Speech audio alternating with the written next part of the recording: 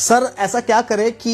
Election commission के ऊपर हमें भरोसा हो जाए और ऐसा ना लगे कि इलेक्शन कमीशन खुद वोट चोरी में सपोर्ट कर रहा है। देखो वो तो मैं कह ही नहीं रहा हूं तुम्हें कि इलेक्शन कमीशन कर रहा है नहीं कर रहा एक्सेट्रा एक्सेट्रा, लेकिन लोगों को और भी ज्यादा भरोसा हो इलेक्शन कमीशन पे, इसलिए इलेक्शन कमिश्नर और चीफ इलेक्शन कमिश्नर को जिस तरीके से हम लोग अपॉइंट करते हैं उसके प्रोसीजर में थोड़ा सा चेंजेस कर देने चाहिए। जैसे for example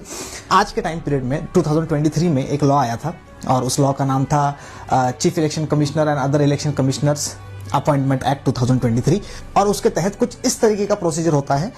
chief election commissioner को और इलेक्शन कमिश्नर्स को अपॉइंट करने का।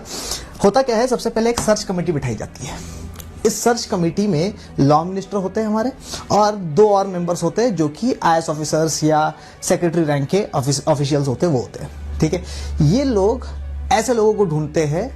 जो कि इलेक्शन कमिश्नर बनने लायक है, और ये लोग 5 नाम सिलेक्ट करते हैं और ये 5 नाम ये लोग देते हैं सिलेक्शन कमेटी को। सिलेक्शन कमेटी में प्राइम मिनिस्टर है, leader of opposition of Lok Sabha है और यूनियन मिनिस्टर है। तो ऐसे लगा लो कि प्राइम मिनिस्टर मोदी जी है,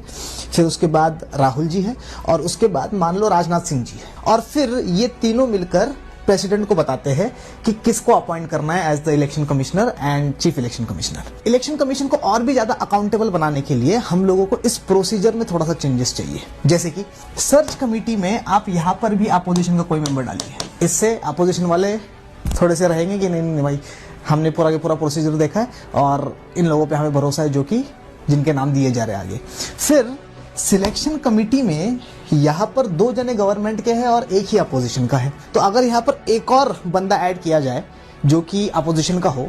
या फिर सुप्रीम कोर्ट की बात मानी जाए, सुप्रीम कोर्ट ने मार्च 2023 में कहा था कि ये जो सिलेक्शन कमेटी बनेगी उसमें प्राइम मिनिस्टर होना चाहिए, लीडर ऑफ अपोजिशन होना चाहिए और chief justice of India supreme court का हेड होना चाहिए। अगर ये चेंजेस कर दिए जाए, ठीक, तो अपोजिशन और गवर्नमेंट दोनों के मद्देनजर रखते हुए या दोनों का मिलाप होकर या दोनों के रिकमेंडेशंस पे